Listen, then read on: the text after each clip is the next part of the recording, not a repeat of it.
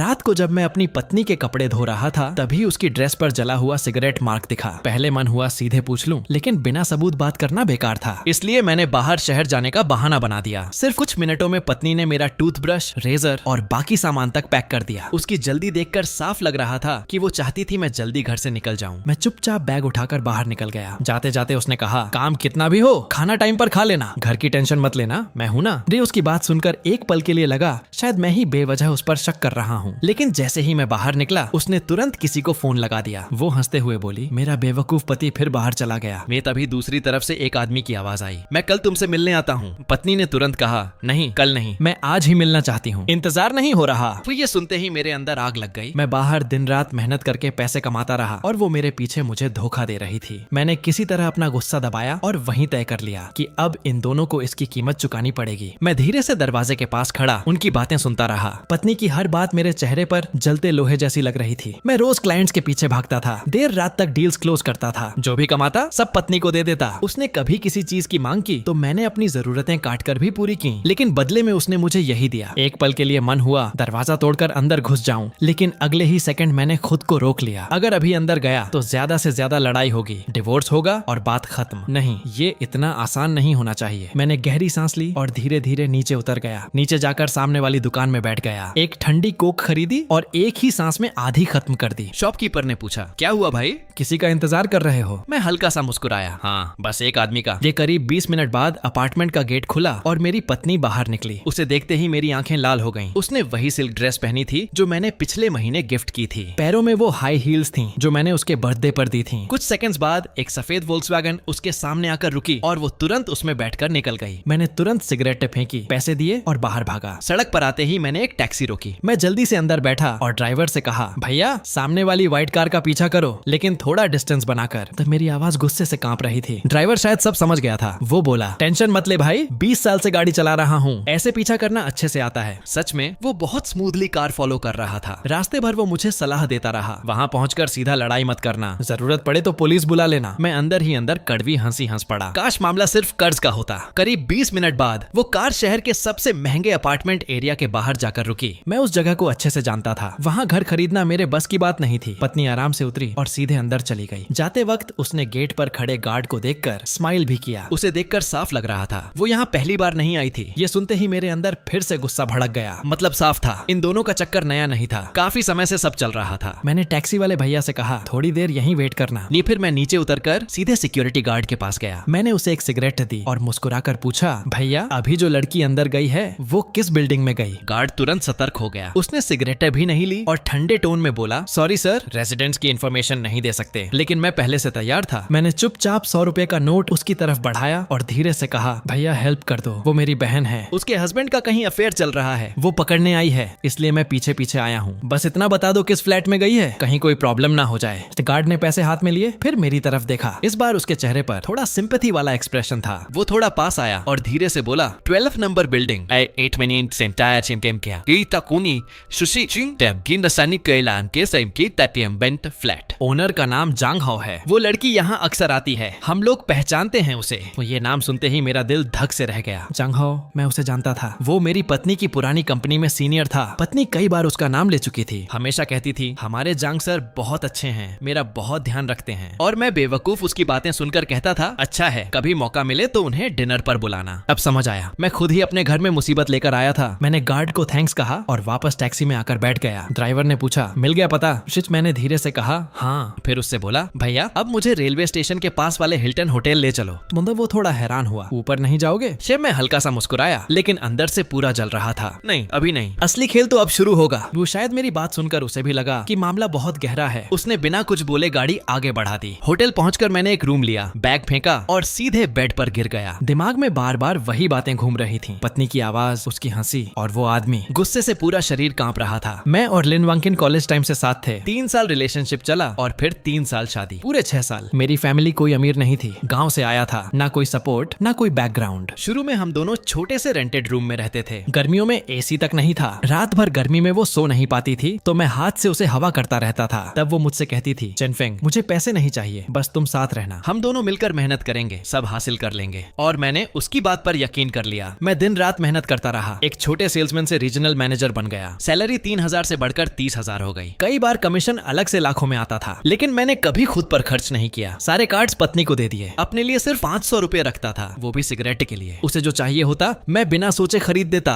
मुझे लगता था उसने मेरे साथ स्ट्रगल देखा है, इसलिए उसे दुनिया की हर खुशी मिलनी चाहिए। लेकिन बदले में उसने क्या किया, मेरे ही पैसों से मुझे धोखा देती रही और ऊपर से चाहती थी कि मैं जल्दी जल्दी बाहर जाऊं। मैं इतना गुस्से में था कि मैंने जोर से बेड पर मुक्का मार दिया। हाथ तक दर्द करने लगा, लेकिन फिर मैंने खुद को संभाला। नहीं, ये ऐसे खत्म नहीं होगा। मैंने तुरंत अपने दो सबसे करीबी दोस्तों को फोन लगाया। पहला था लाओके, मेरा कॉलेज फ्रेंड। वो साइबर सिक्योरिटी में काम करता था, बाहर से शांत लगता था, लेकिन किसी की भी इंफॉर्मेशन निकालने में एक्सपर्ट था। दूसरा था फैटी, बचपन का दोस्त। उसका शहर में गराज था, हर तरह के लोगों से कनेक्शन था उसके पास। दोनों ने मेरी आवाज सुनते ही पूछ लिया, क्या हुआ? इस बार मैंने कुछ नहीं छुपाया, पूरी कहानी शुरू से आखिर तक बता दी। मेरी बात खत्म होते ही फैटी गुस्से में बोला, भाई ये औरत तो हद से ज्यादा गिरी हुई निकली। अभी लोगों को लेकर जाता हूँ, दोनों की टांग तोड़ देंगे। लाओके भी बोला, तू बस बता क्या करना है, हम दोनों तेरे साथ हैं। मैंने गहरी सांस ली और कहा, नहीं, सिर्फ मारना बहुत छोटा पनिशमेंट होगा। मैं चाहता हूँ दोनों पूरी तरह बर्बाद हो जाएं। नाम, पैसा, रिस्पेक्ट सब खत्म। ये दोनों कुछ सेकंड्स चुप रहे, फिर बोले, ठीक है, प्लान बता। जी अगले 2 घंटे तक हम फोन पर पूरा प्लान बनाते रहे। मेरी बातें सुनकर दोनों बार बार बोल रहे थे, भाई तू बहुत डेंजरस दिमाग चला रहा है। लेकिन उन्हें भी लग रहा था कि यही सही है। कॉल खत्म होने के बाद मेरा गुस्सा थोड़ा शांत हुआ। अब मुझे साफ दिख रहा था कि क्या करना है। पत्नी चाहती थी कि मैं बाहर जाऊं, ठीक है, अब मैं उसे ऐसी एक्टिंग दिखाऊंगा कि उसे मुझ पर जरा भी शक नहीं होगा। मैंने फोन निकाला, इंटरनेट से दूसरे शहर वाले हिल्टन होटल की फोटो डाउनलोड की और फेक लोकेशन लगाकर उसे मैसेज भेजा, बेबी होटल पहुंच गया हूँ, अभी रूम में आया हूँ, तुम भी जल्दी सो जाना। तुम सिर्फ 2 सेकंड बाद उसका रिप्लाई आ गया, गुड, बहुत थक गए होंगे ना, जल्दी शावर लेकर रेस्ट करो और टाइम पर खाना खा लेना, हमेशा नूडल्स मत खाना, पेट खराब हो जाएगा। जी उसका मैसेज पढ़कर मुझे उल्टी आने लगी। अभी थोड़ी देर पहले वही औरत किसी दूसरे आदमी से कह रही थी, मेरा बेवकूफ हस्बैंड बाहर चला गया, और अब मेरे सामने परफेक्ट वाइफ बनने की एक्टिंग कर रही थी। सच में उसकी एक्टिंग किसी एक्ट्रेस से कम नहीं थी। सच में उसकी एक्टिंग देखकर लग रहा था जैसे ऑस्कर अवार्ड उसी को मिलना चाहिए। मैंने घिन दबाकर रिप्लाई किया, ठीक है बेबी, पता है तुम ही मेरा सबसे ज्यादा ध्यान रखती हो। वैसे इस बार बाहर आया हूँ तो तुम्हारे लिए शनेल का लिमिटेड एडिशन बैग देखा है, वापस आऊंगा तो लेकर आऊंगा। जी उसका रिप्लाई तुरंत आया, ओह तुम कितने अच्छे हो, लव यू, अपना ध्यान रखना, ज्यादा काम मत करना। मैं स्क्रीन देखकर बस ठंडी हंसी हंस पड़ा। बस थोड़ा इंतजार करो, मैं तुम्हें ऐसा सरप्राइज दूंगा जो जिंदगी भर याद रहेगा।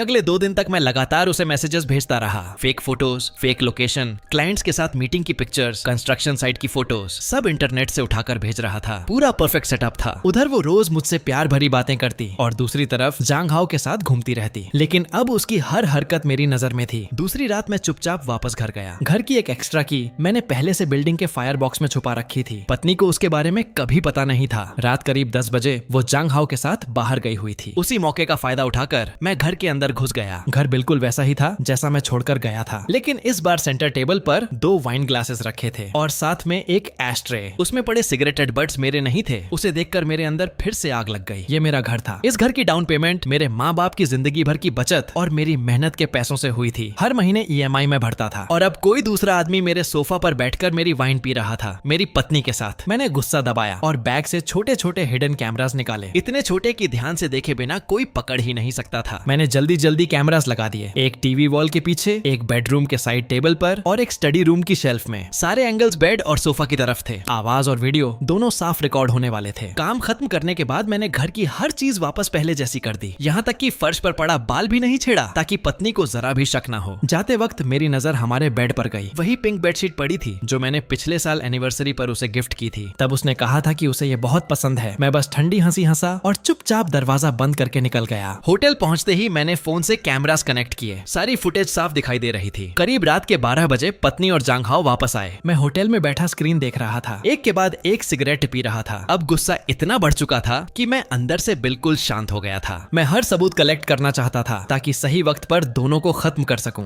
तभी अचानक मेरे दिमाग में एक आइडिया आया। मैंने तुरंत पत्नी को कॉल लगा दिया। फोन काफी देर तक बजता रहा, फिर उसने उठाया। उसकी आवाज थोड़ी घबराई हुई थी। हेलो हस्बैंड, इतनी रात को कॉल, सब ठीक है ना? मैंने जानबूझकर थकी हुई आवाज बनाई। कुछ नहीं, बस अभी काम खत्म हुआ। तुम्हारी याद आ रही थी। ये फिर मैंने पूछा, तुम्हारी आवाज अजीब लग रही है, तबीयत खराब है क्या? फिर वो तुरंत बोली, नहीं नहीं, मैं सो रही थी। तुम्हारे कॉल से उठी हूँ इसलिए आवाज ऐसी लग रही है। कि उसकी बात सुनकर मेरे अंदर हंसी छूट रही थी, लेकिन बाहर से मैंने प्यार जताते हुए कहा, सॉरी बेबी, तुम्हारी नींद खराब कर दी, चलो सो जाओ, बस गुड नाइट बोलना था। लेकिन पत्नी तुरंत बोली, good night husband, love you, तुम भी जल्दी सो जाना। कॉल कटते ही मैंने फोन साइड में रख दिया। बाकी बातें सुनने की जरूरत नहीं थी। कैमरा सब रिकॉर्ड कर रहे थे, अब कोई बच नहीं सकता था। धीरे धीरे मुझे जांग हाओ की असली सच्चाई भी पता चल गई। वो कोई बड़ा बिजनेसमैन नहीं था, बस कंपनी का एक डेप्यूटी मैनेजर था। उसकी असली ताकत उसके ब्रदर इन लॉ की वजह से थी, जो कंपनी का जनरल मैनेजर था। और सबसे बड़ी बात, वो सच में मेरी पत्नी से प्यार भी नहीं करता था, वो सिर्फ उसे इस्तेमाल कर रहा था। मैंने कैमरा में साफ सुना, वो पत्नी से कह रहा था, मेरे पास एक इन्वेस्टमेंट प्रोजेक्ट है, 100% प्रॉफिट। अगर अभी पैसा लगाया तो 1 साल में डबल हो जाएगा। तुम बस घर की सेविंग्स निकाल दो, पैसा आते ही मैं अपनी वाइफ को डिवोर्स देकर तुमसे शादी कर लूंगा, फिर हम दोनों बाहर सेटल हो जाएंगे। और मेरी पत्नी, वो उसकी बातों में पूरी तरह फंस चुकी थी। उसने तुरंत कहा, मेरे पास 12 लाख रुपए हैं, मैं 2-3 दिन में निकाल कर तुम्हें ट्रांसफर कर दूंगी। मुंह ये सुनते ही मेरा खून खौल उठा। वो 12 लाख सिर्फ पैसे नहीं थे, उसमें मेरे पेरेंट्स की जिंदगी भर की 2 लाख की बचत थी, और बाकी 10 लाख मैंने 8 साल दिन रात मेहनत करके जोड़े थे। मैं उसी पैसे से इस साल बड़ा घर लेना चाहता था, फिर बच्चा प्लान करने वाला था। लेकिन मेरी पत्नी वही पैसे किसी दूसरे आदमी को देने जा रही थी। मैं गुस्से से पूरा कांपने लगा, लेकिन अगले ही पल मैं अचानक हंस पड़ा। मेरी मेहनत की कमाई इतनी आसानी से कोई नहीं ले सकता था। मैंने पहले से ही बैकअप रख छोड़ा था। सैलरी कार्ड भले ही लिन वांकिन के पास था, लेकिन उससे जुड़ा मोबाइल नंबर मेरा पुराना नंबर था, जो अब भी मेरे पास था। उसे हमेशा लगा अकाउंट उसके नंबर से लिंक्ड है। उसी रात मैंने मोबाइल बैंकिंग खोली। अकाउंट में 12 लाख देखकर मेरे चेहरे पर ठंडी मुस्कान आ गई। मैंने तुरंत फैटी को कॉल किया, भाई अपना अकाउंट नंबर भेज, मैं तुझे 10 लाख ट्रांसफर कर रहा हूँ। रिमार्क में प्रोजेक्ट इन्वेस्टमेंट लिखूंगा, कुछ दिन बाद वापस कर देना, और हाँ 20,000 अपने पास रख लेना। श्री फैटी तुरंत बोला, पागल है क्या, मुझसे फी की बात कर रहा है, कार्ड नंबर भेजता हूँ, टेंशन मत ले। 1 मिनट के अंदर उसने डिटेल्स भेज दी। मैंने तुरंत 10 लाख ट्रांसफर कर दिए और रिमार्क में बिल्डिंग मटेरियल प्रोजेक्ट इन्वेस्टमेंट लिख देंगे, लेजेंड लिख दिया। फिर ट्रांसफर हिस्ट्री डिलीट की और SMS अलर्ट वाला नंबर बदलकर अपना करंट नंबर कर दिया। अब लिन वांकिन के पास कोई नोटिफिकेशन नहीं जाने वाली थी। ये सब करने के बाद मैंने राहत की सांस ली। पैसा तो बच गया, अब बाकी था बदला।